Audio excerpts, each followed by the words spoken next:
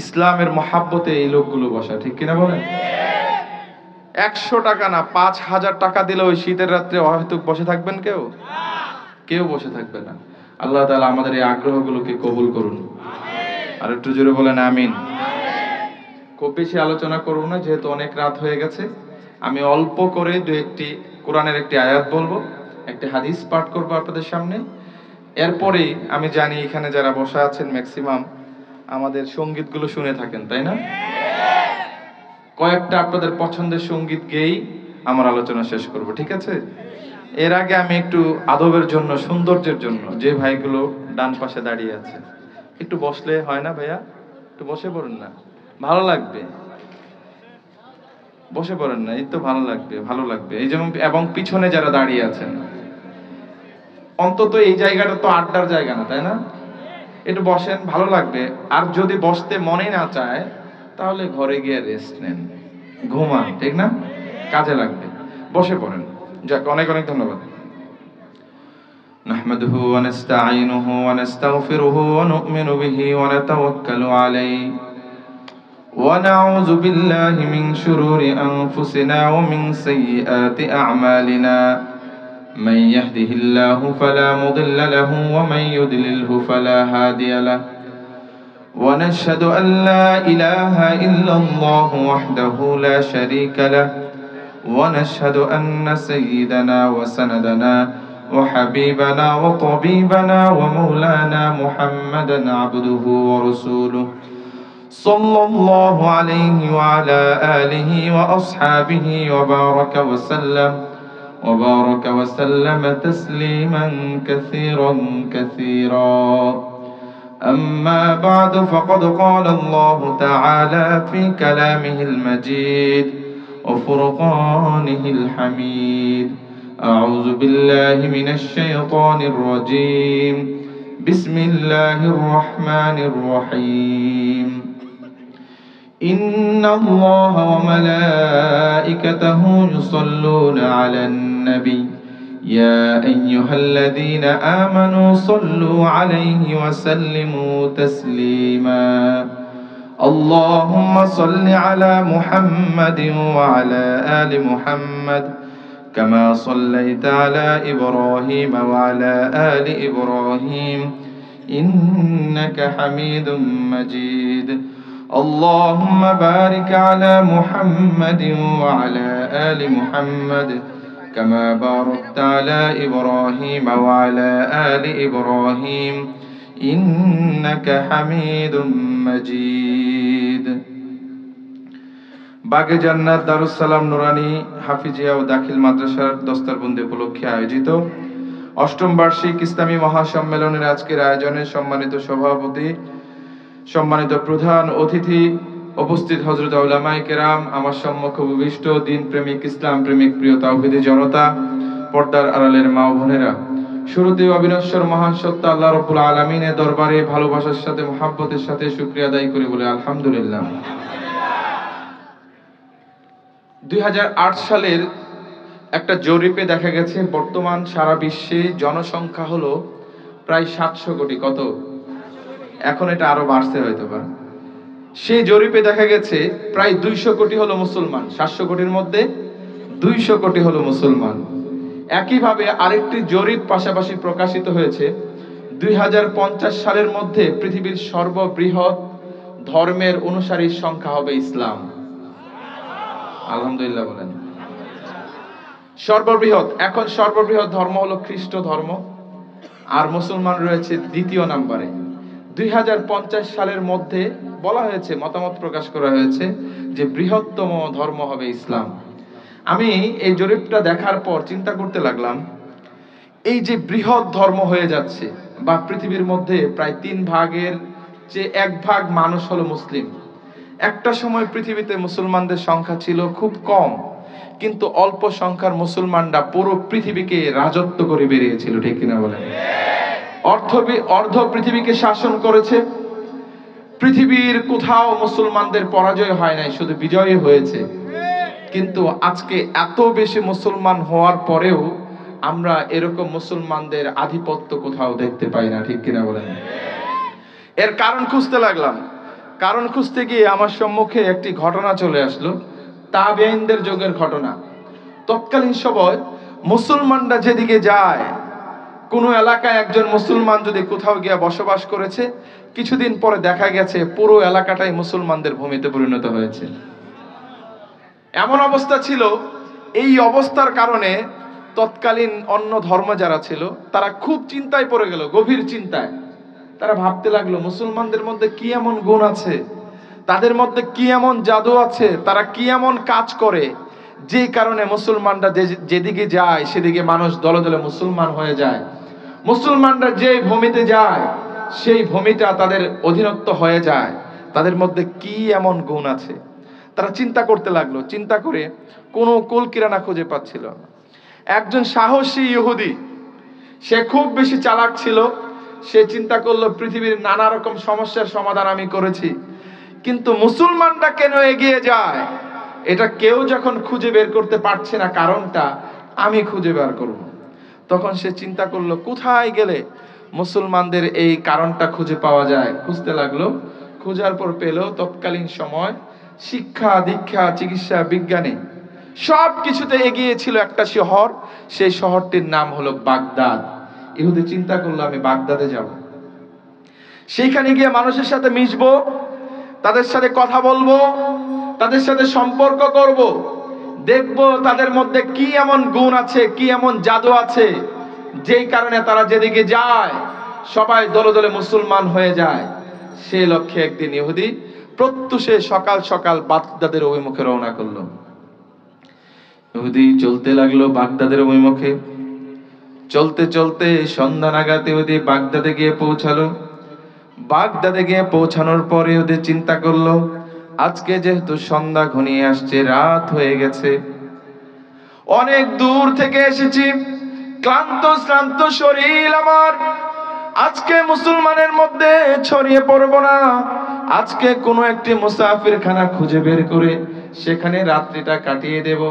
আগামীকাল সকালে ঘুম থেকে জাগ্রত হয়ে মুসলমানদের মধ্যে ছড়িয়ে পড়ব, দেখব তাদের মধ্যে কি এমন গুণ আছে, কি এমন জাদু আছে।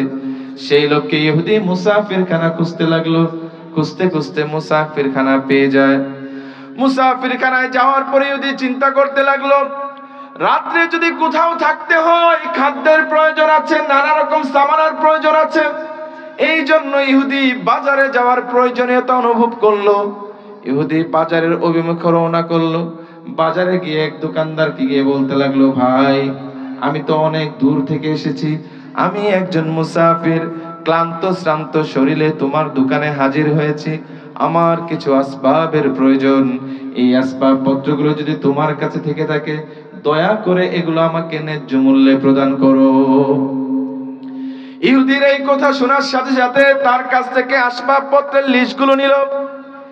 লিস্টটা নিয়ে দোকানদার দেখতে লাগলো যে আসবাবপত্রগুলো ইহুদি চেয়েছে সবগুলো আসবাবপত্র তার দোকানে আছে।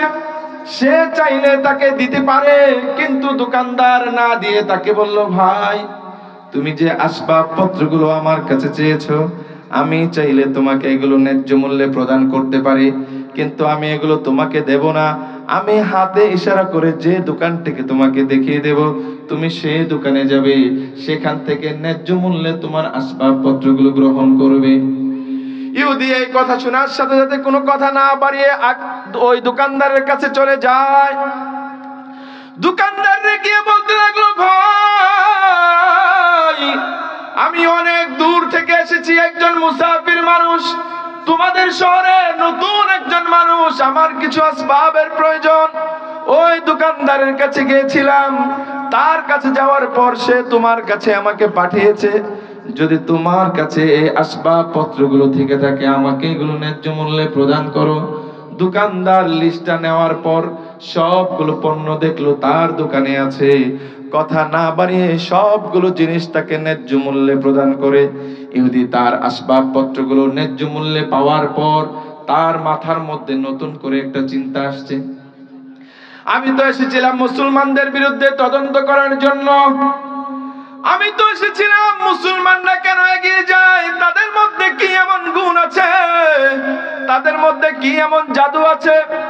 মুসলমানরা যেদিকে যায় সব এলাকায় জয় করে যায়। মুসলমানরা যার সাথে মিশে সকল মানুষের হৃদয় জয় করে ফেলে। তাদের মধ্যে কি এমন গুণ আছে, কি এমন জাদু আছে, সেটার তদন্ত করার জন্য আমি আসলাম। কিন্তু মুসলমান দোকানদারের প্রথম আচরণে আমার মধ্যে নতুন করে একটা সংশয় তৈরি হয়েছে, আমার মধ্যে একটা সন্দেহ তৈরি হয়েছে। তার দোকানে সবগুলো আসবাবপত্র থাকার পরেও কেন সে আমাকে অন্য দোকানে পাঠাইছে? সন্দেহ করার মতো না? আজকের দুনিয়াতে এমন সম্ভব নাকি? সম্ভব না। বরং আজকের দুনিয়াতে আমরা প্রতিযোগিতা প্রবণ হয়ে যাই। কিভাবে অন্যের দোকান থেকে নতুন কাস্টমার আমি নিয়ে আসতে পারি, নানা রকম ডিসকাউন্ট দেয়, নানা রকম অফার দেয়, চিল্লায়া বলেন ঠিক কিনা? এই জন্য ইহুদির মনে সন্দেহ তৈরি হলো।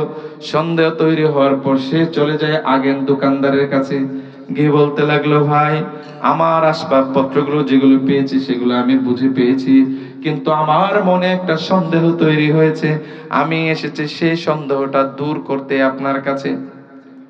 তখন তার ঘটনা খুলে বলার পর সেই দোকানদার বলতে লাগলো, মানবতার মুক্তির দূত হযরত মুহাম্মদ মুস্তাফা সাল্লাল্লাহু আলাইহি ওয়াসাল্লাম বলেছেন, খায়রুন নাসি মান ইয়ানফাউন নাস, মানুষের মধ্যে সর্বোত্তম ওই ব্যক্তি যে অন্য মানুষের উপকার করে। চিল্লায়া বলেন সুবহানাল্লাহ।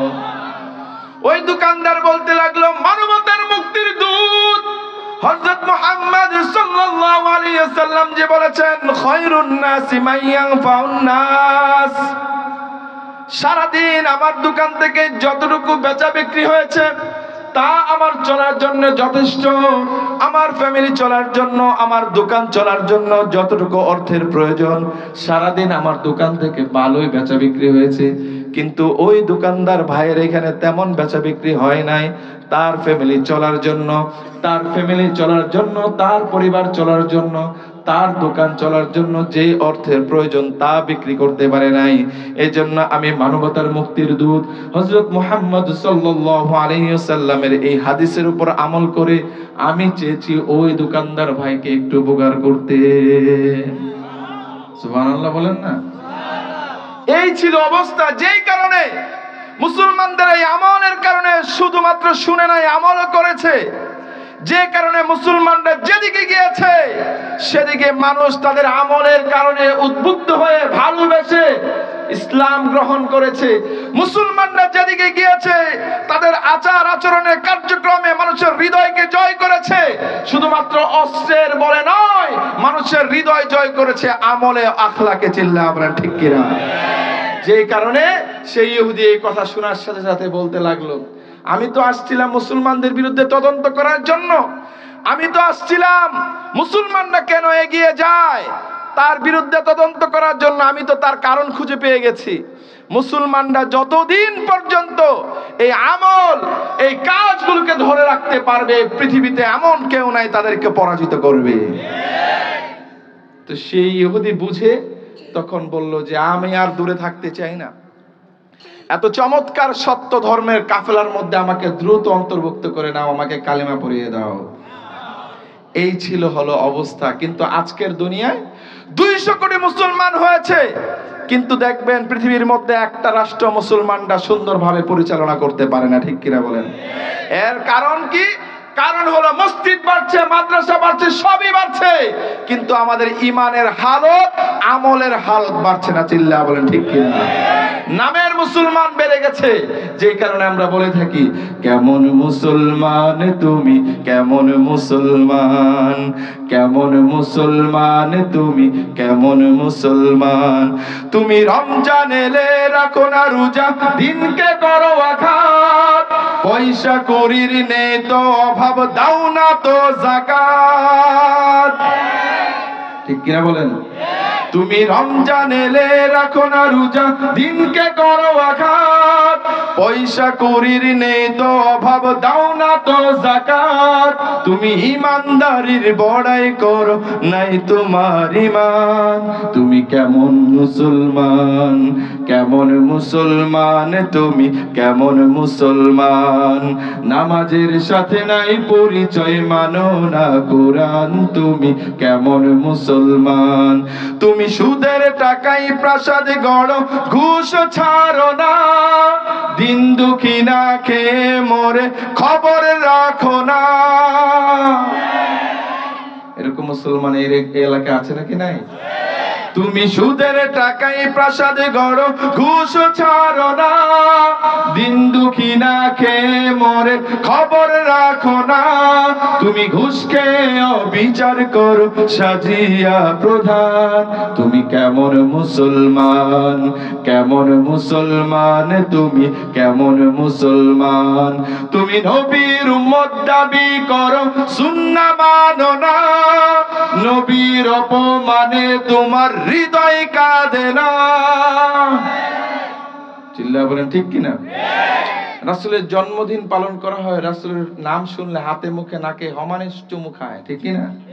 কিন্তু রাসূলকে কেউ অসম্মান করলে তার হৃদয়ে দাগ কাটে না। চিল্লায়া বলেন ঠিক কিনা? এটা তো মুসলমান নয়, নামধারী মুসলমান। চিল্লায়া বলেন ঠিক কিনা? তুমি নবীর উম্মত দাবি করো, সুন্নাহ মানো না, নবীর অপমানে তোমার হৃদয় কাঁদে না। তুমি বিজাতীয় সংস্কৃতিতে সপেছ পরাণ। তুমি কেমন মুসলমান, কেমন মুসলমান, তুমি কেমন মুসলমান? নামাজের সাথে নাই পরিচয়, মানো না কোরআন, তুমি কেমন মুসলমান? কেমন মুসলমান, তুমি কেমন মুসলমান? আমরা কারা কারা এমন মুসলমান? হাত তুলি। সবাই অনেক চালাক, ঠিক না? সবাই বুঝতে পারছেন আমরা নামধারী মুসলমান হতে চাই, আমরা সাচ্চা মুসলমান হতে চাই। চিৎকার করে বলেন ঠিক কিনা?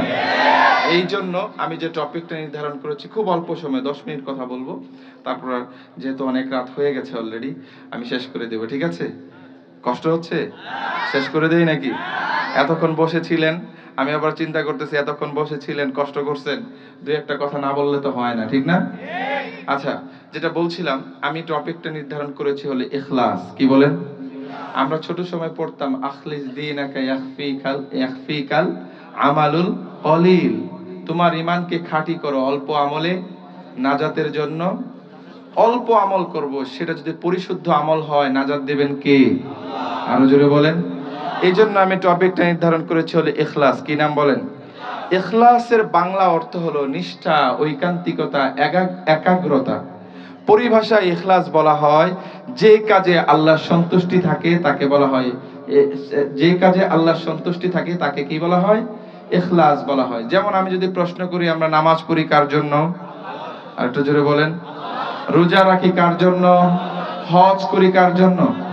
সব কিছু করি আল্লাহর জন্য। যদি ইখলাস পূর্ণ হয় সেটা কবুল করবেন কে?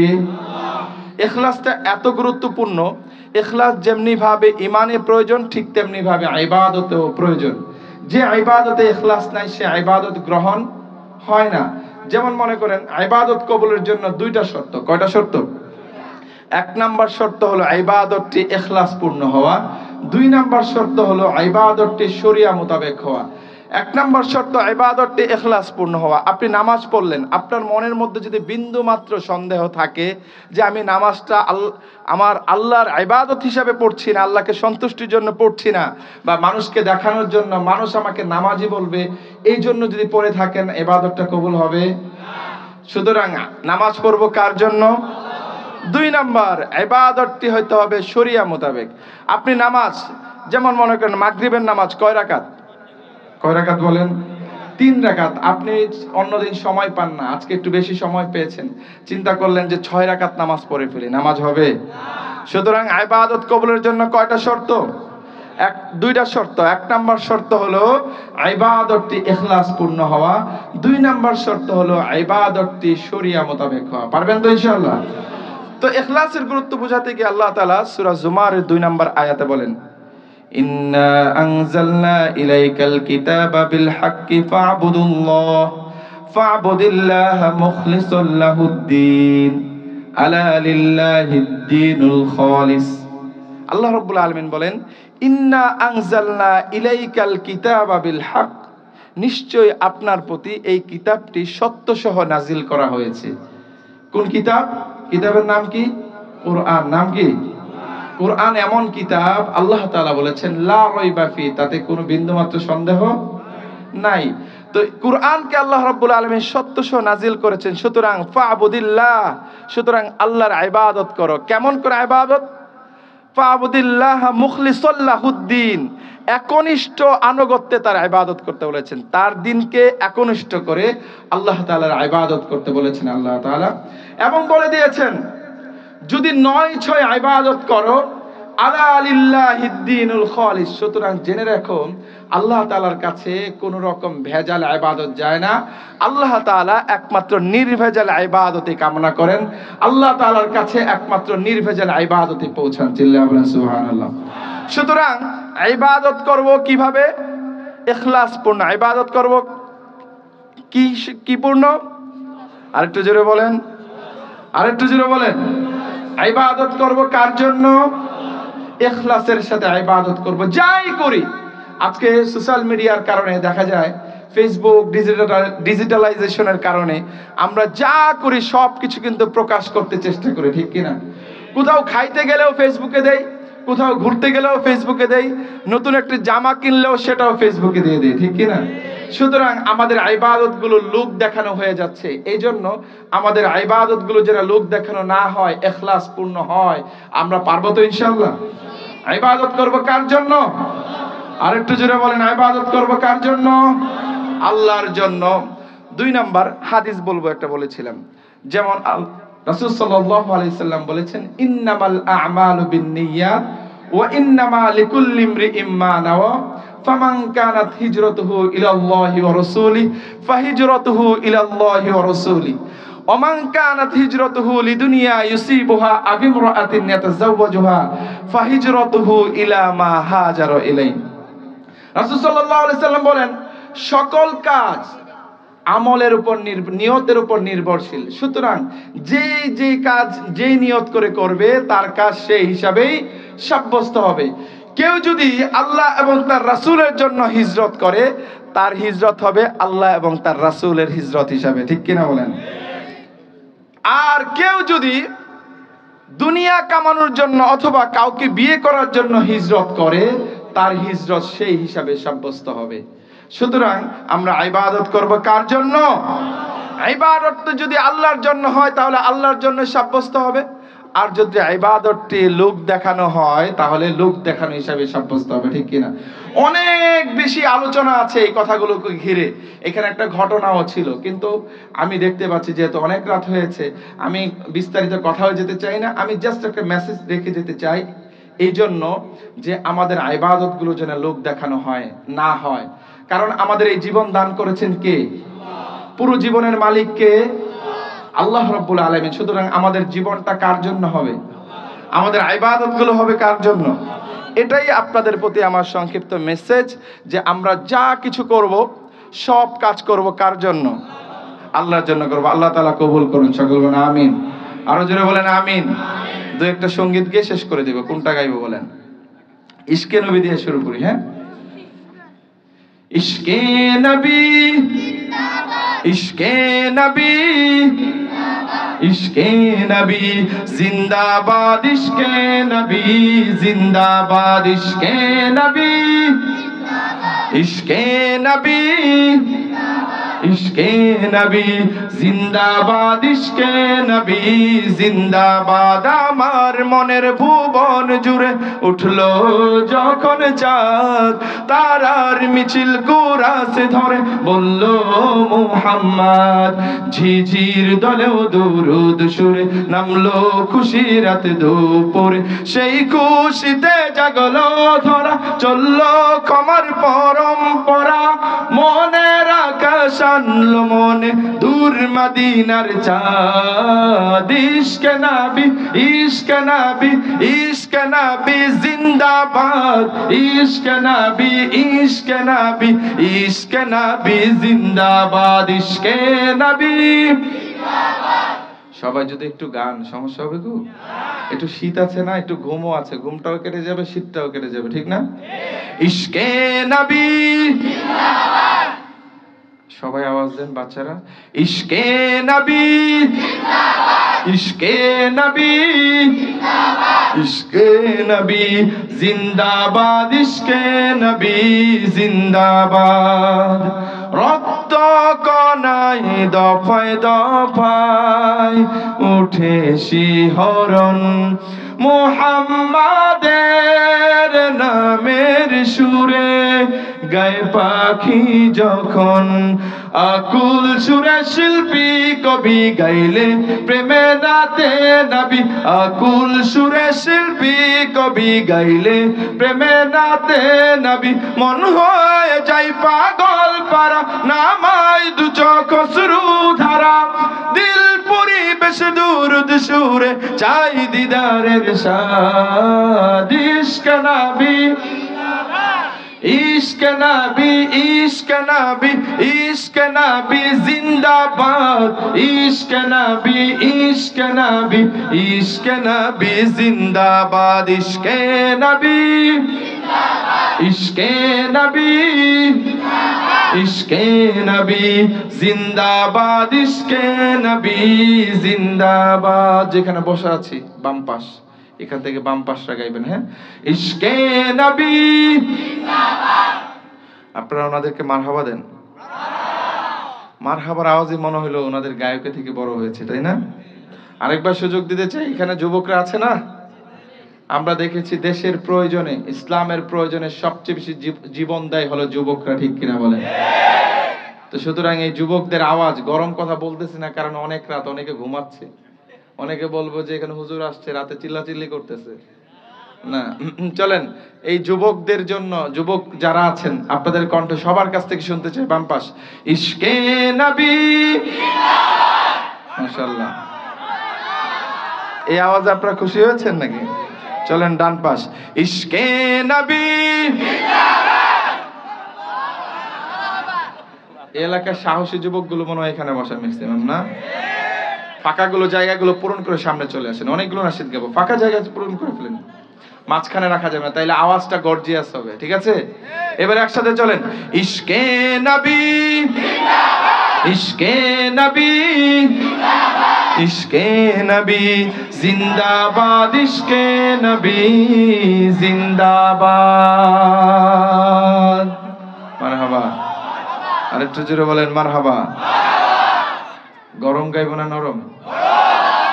এই রাতেও গরম, সব গরম হবে। দেশটা নয়তো কারো বাপের ভিটা, করবে মন চাহিলেই যখন যেটা। দেশটা নয়তো কারো বাপের ভিটা, করবে মন চাহিলেই যখন যেটা। দেশটা নয়তো কারো বাপের ভিটা, করবে মন চাহিলেই যখন যেটা। দেশটা লক্ষ মায়ের ইজ্জতের দামে কেন, মাটিতে মিশে আছে লাখ শহীদের রক্ত কণা। দেশটা লক্ষ মায়ের ইজ্জতের দামে কেন, মাটিতে মিশে আছে লাখ শহীদের রক্ত কণা। শহীদের রক্তের দামে কেনা মোদের সোনার ভিটা, শহীদের রক্তের দামে কেনা মোদের সোনার ভিটা। তবে কেন অভ্যাস হলো বিদেশিদের চরণ চাটা। দেশটা নয়তো কারো বাপের ভিটা, করবে মন চাহিলে যখন যেটা। দেশটা নয়তো কারো বাপের ভিটা, করবে মন চাহিলে যখন যেটা। বলেন মারহাবা। কি হবে বেঁচে থেকে, কি হবে বেঁচে থেকে অযথা বিদ্যা শিখে, যদি না গড়তে পারি শোষণবিহীন সমাজটাকে। কি হবে বেঁচে থেকে, কি হবে বেঁচে থেকে। কি হবে ছাত্র সেজে চুমু খেয়ে সনদ খানা, যদি হয় বিদ্যালয়টা সন্ত্রাসীদের আড্ডাখানা। কি হবে ছাত্র ছাত্র সেজে চুমু খায় সনদ খারাপ, যদি হয় বিদ্যালয়টা সন্ত্রাসীদের আড্ডাখানা। এর চেয়ে মরাই ভালো, দেশের যাওয়াই ভালো। কি হবে ধোঁকা দিয়ে বিবেকটাকে, কি হবে বেঁচে থেকে অযথা বিদ্যা শিখে যদি না গড়তে পারি শোষণবিহীন সমাজটাকে। কি হবে বেঁচে থেকে, কি হবে আলেম হয়ে ইমাম সেজে সমাজেতে পারো যদি সত্য কথা উচ্চ স্বরে না বলিতে। ঠিক কিনা বলেন? কি হবে আলেম হয়ে ইমাম সেজে সমাজেতে পারো যদি সত্য কথা উচ্চ স্বরে না বলিতে। চাকরি ভয় করো যদি ছেড়ে দাও ওই না গদি। কি হবে ধোঁকা দিয়ে আল্লাহকে, কি হবে বেঁচে থেকে অযথা বিদ্যা শিখে যদি না গড়তে পারি শোষণবিহীন সমাজটাকে। কি হবে বেঁচে থেকে, কি হবে শেষ নবীর উম্মত বলে দাবি করে যদি এই নবীর জিয়ার কাদিয়ানীরা দখল করে। কি হবে শেষ নবীর উম্মত বলে দাবি করে যদি ওই নবীর জিয়ার কাদিয়ানীরা দখল করে। নবীজির জন্য যদি রক্তের বহে নদী তবুও হটবো না এই দাবি থেকে। কি হবে বেঁচে থেকে অযথা বিদ্যা শিখে যদি না গড়তে পারি শোষণবিহীন সমাজটাকে। কি হবে বেঁচে থেকে, কি হবে বেঁচে থেকে। একটু মারহাবা বলেন না। যতক্ষণ মারহাবা বলবেন ততক্ষণ গাইবো। সবাই বলতে হবে, একজন বললেন আর একটু জোরে বলেন। কি গাইবো আর এটা গাইবো? সবাই তো টাকার পাগল। দিল্লি না ঢাকা? শিক্ষিত শয়তানও বলছেন। আর কি? টাকা আর ফেসবুক। আমার কাছে তো মনে হয় সারা রাত গাইলেও আপনাদের পছন্দের সঙ্গীত শেষ হবে না, ফজর পর্যন্ত গাওয়া যাবে। ঠিক কিনা? তবে তা হবে না, তা হবে না। একটু একটু করে গাই। তাইলে কোনটা দিয়ে শুরু করব? দিল্লি না ঢাকা? এটা সর্বশেষ গাইলে কেমন হয়? হ্যাঁ, ফুল বয়ানটা সর্বশেষ, ঠিক আছে না? আচ্ছা চলেন, কোনটা গাইবো? টাকা। টাকা টাকা টাকা রে আজব টাকা, ঠিক কিনা? টাকা টাকা টাকা রে আজব টাকা, টাকা ছাড়া দুনিয়াটা লাগে যে ফাঁকা। টাকা ছাড়া দুনিয়াটা লাগে যে ফাঁকা। টাকা টাকা টাকা রে আজব টাকা। টাকা তুমি দুনিয়ার সুখের দুয়ার, টাকা তোমার জন্য সব হয় একাকার। টাকা তুমি কেড়ে নাও অনেকের ঘুম, সৎ কি বা অসতের পাও কত চুম। টাকা তুমি ম্লান মুখে ফুটাও হাসি, কেউ ছুতে পায় না কেউ রাশি রাশি। টাকা তুমি মা বাবার আদরের ধন, স্নেহ মায়া মমতায় রাখে সারাক্ষণ। টাকা তুমি শ্বশুরের যোগ্য জামাই, শালার শালিদের প্রিয় দুলাভাই। এগুলো একটু বেশি ঠিক। তোমার জন্য হয় কতজন খুন, শান্তির সংসারে জ্বালাও আগুন। আপন জনের মাঝে দ্বন্দ্ব বাঁধাও, নিমিষেই আপনকে দূর করে দাও। বহু দূরে চলে যায় মামা খালু কাকা। টাকা টাকা টাকা রে আজব টাকা, টাকা ছাড়া দুনিয়াটা লাগে যে ফাঁকা। টাকা টাকা টাকা রে। বলেন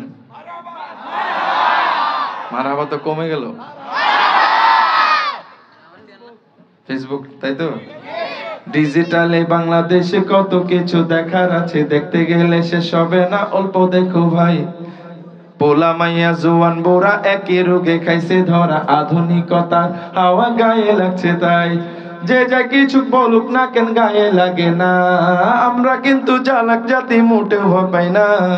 আমগো দেশে ফেসবুক আছে আমরা বোকা না। আমগো দেশে ফেসবুক আছে আমরা বোকা না। আমগো দেশে ফেসবুক আছে আমরা বোকা না। ফেসবুক থাকলে আমগো তো আর কিচ্ছু লাগে না। আদো বাকলা কারে বলে কিছুই জানে না, বড়দের সম্মান করা মানতে পারে না। এক একজনে একাধিক আইডি চালাই ভাই, ফেক আইডি নাম কত প্রকার তারও জানা নাই। জোয়ান মরদ পোলাই সাজে ফেসবুকে তে মাইয়া, মাইয়ারা সব পোলা হয়েছে ফেসবুকে পাইয়া। কিয়া জপক জামানাতে আমরা পড়লাম ভাই, কোনটা ছেলে কোনটা মেয়ে চেনার উপায় নাই। এই সুবিধা ফেসবুক দিছে আর কেউ দেবে না। আমগো দেশে ফেসবুক আছে আমরা বলদ না, আমগো দেশে ফেসবুক আছে আমরা বোকা না, আমগো দেশে ফেসবুক আছে আমরা বোকা না। ফেসবুক থাকলে আমগো তো আর কিচ্ছু লাগে না। শুধু ফেসবুক না, এখন টিকটকও যুগ হয়েছে, ঠিক না? এছাড়াও আছে ইউটিউব, ঠিক না? চলেন এরপর মামু খেলো নাই। এখানে দেখা যাচ্ছে সব পোলাপান বিদ্রোহী পোলাপান। হ্যাঁ, ওরে বাবা, আরেক বিপ্লবী। সব বিপ্লবী মানুষ এখানে বসা, তাই না? এই বিপ্লবীদের কারণে আমাদের বাংলাদেশটা বেঁচে আছে, ঠিক কিনা? চলেন, কোনটা এটা? বিপ্লব মানে জীবন দেয়া বসে থাকা নয়, সে কোনদিন আসবে না রে করো যদি ভয়। বিপ্লব মানে জীবন দেয়া বসে থাকা নয়, সে কোনদিন আসবে না রে করো যদি ভয়।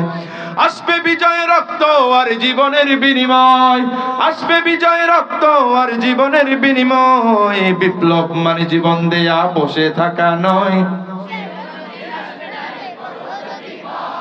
লড়াইয়ের ওই ময়দানেতে যেতে তোমাকে হবে, প্রয়োজনে সব রক্তটুকু জমিনেই ঢেলে দেবে। লড়াইয়ের ওই ময়দানেতে যেতে তোমাকে হবে, প্রয়োজনে সব রক্তটুকু জমিনেই ঢেলে দেবে। তবুও তোমায় লড়তেই হবে, মানিবে না পরাজয়। তবুও তোমায় লড়তেই হবে, মানিবে না পরাজয়। বিপ্লব মানে জীবন দেয়া বসে থাকা নয়, সে কোনদিন আসবে না রে করো যদি ভয়। বিপ্লব সে কোনদিন আসবে না রে করো যদি ভয়। মারহাবা, শেষ করে দেই, অনেক রাত হয়েছে তো।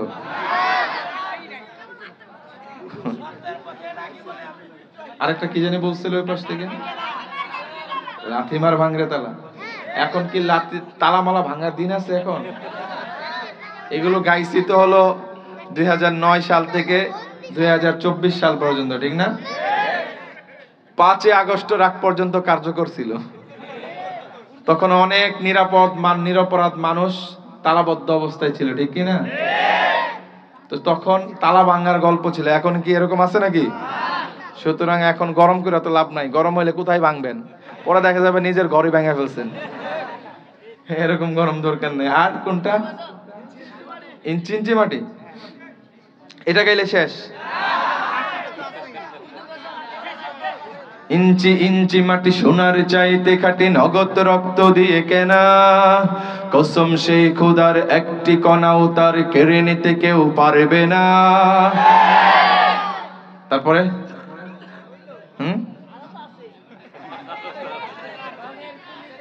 রঙের তুলিতে আঁকা সবুজের ছায়া ঢাকা সুজলা সুফলা পরিপাটি।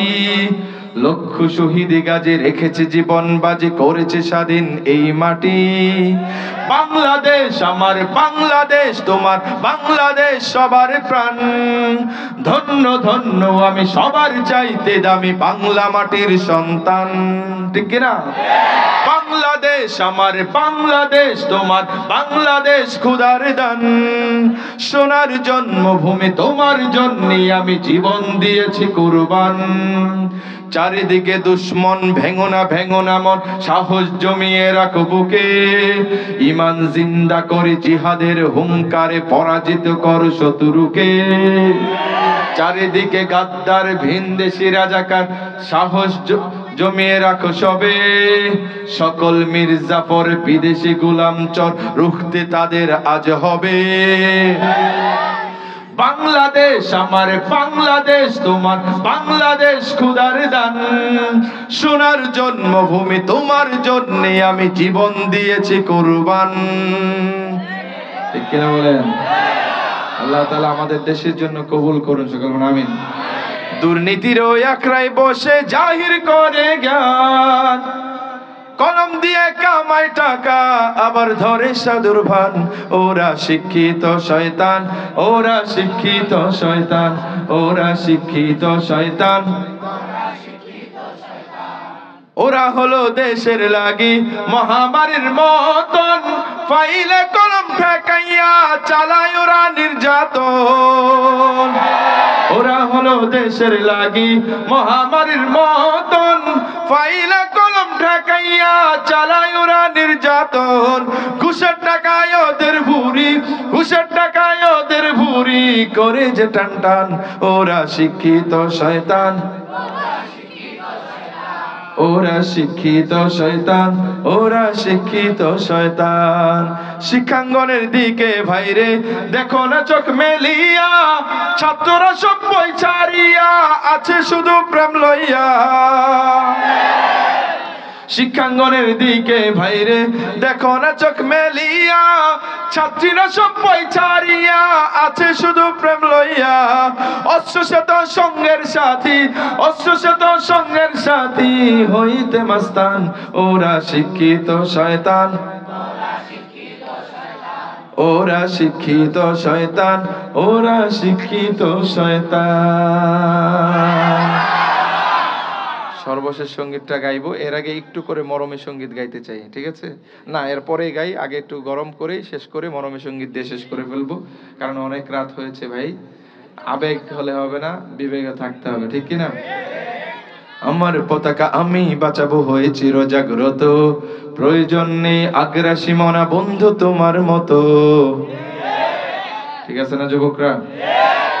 দেশের জন্য রক্ত দিয়েছে যুবকরা, তোমাদেরকে আরেকবার দেশের জন্য জাগ্রত হতে হবে, সংসদে কোরআনকে নেওয়ার জন্য। আগামীর বাংলাদেশ করতে হবে ইসলামের বাংলাদেশ, ঠিক কিনা? তবে এই জীবন দেওয়া এর সার্থকতা পাবে, ঠিক কিনা? পারবো তো ইনশাআল্লাহ? নির্বাচন তো কিছুদিন পরেই, 1 বছর পরে তো নির্বাচন। অনেক কিছু দেখেছেন, সামনে নতুন কিছু দেখতে চাই, সেটা হবে ইসলাম। ঠিক আছে না ইনশাআল্লাহ? আল্লাহ তাআলা কবুল করুন। আমার পতাকা আমি বাঁচাবো হয়ে চিরজাগ্রত, প্রয়োজন নেই আগ্রাসী মনা বন্ধু তোমার মতো। যে মাটির বুকে শায়িত আমার কলিজার ভাই বোন, প্রয়োজন হলে আর প্রাণ দেব রুখতে আগ্রাসন। এক ফোঁটা খুন থাকতে দেহে মানব না আর কভু, দিল্লি দালাল বাবুর নামে কোন শয়তান প্রভু। দিল্লি না ঢাকা, এই বুঝে আওয়াজ? তাহলে তো ইন্ডিয়ানরা একটু বোমা না বেলুন ফুটাইলে দৌড় দিবেন। তাদেরকে একটু বজ্র কণ্ঠে জানিয়ে দেন, এই 18 কোটি বাঙালির 36 কোটি হাত রয়েছে, ঠিক কিনা বলেন? তাদেরকে জানিয়ে দেন কণ্ঠের মাধ্যমে, দিল্লি না ঢাকা, দিল্লি না ঢাকা, গোলামি না আজাদি। সীমান্ত জুড়ে হত্যার পর হত্যা করেছো তুমি, শিকল পরিয়ে লুটেছো আমার প্রাণের জন্মভূমি। বন্ধুত্বের সেই কলিকাল কবে হয়েছে শেষ, বন্ধুত্বের সেই কলিকাল কবে হয়েছে শেষ। আগের মতো নতজানু হয়ে থাকবে না এই দেশ। দিল্লি না ঢাকা, দিল্লি না ঢাকা, গোলামি না আজাদি। তোমাদের মুখে মানায় না তো ধর্ম প্রীতির কথা, ধর্মের নামে তৈরি করো তোমরা সহিংসতা। আমরা তো দেই পাহারা তোমার মন্দির আর ঘর, আমরা তো দেই পাহারা তোমার মন্দির আর ঘর। তোমরা লাগাও দাঙ্গা বিবাদ ঝগড়া পরস্পর। দিল্লি না ঢাকা, দিল্লি না ঢাকা, গোলামি না আজাদি। প্রতিবেশী হয়ে থাকতে চাইলে প্রতিবেশী হয়ে থাক, আমার দেশের ভেতর নিয়ে কেন গোলাবি না। বন্ধুত্বের সীমানা মোদের হয়ে গেছে দেখা শেষ, আগের মতো নত জানু হয়ে থাকবে না এই দেশ। দিল্লি না ঢাকা, বাম পাশ ঠিক আছে, দিল্লি না ঢাকা, আওয়াজ বাড়ে নাই। সবগুলো মানুষ যদি আওয়াজ দেয় আকাশ বাতাস প্রকম্পিত হয়ে যাবে, আর দিল্লির দালাল কেউ যদি আশেপাশে থেকে থাকে তাদের হৃদয়ে কম্পন সৃষ্টি করবে, ঠিক কিনা? ওরকম ভাবে দেন। প্রস্তুত? দিল্লি না ঢাকা, আওয়াজ বাড়ছে না কমছে? ডান পাশ, দিল্লি না ঢাকা,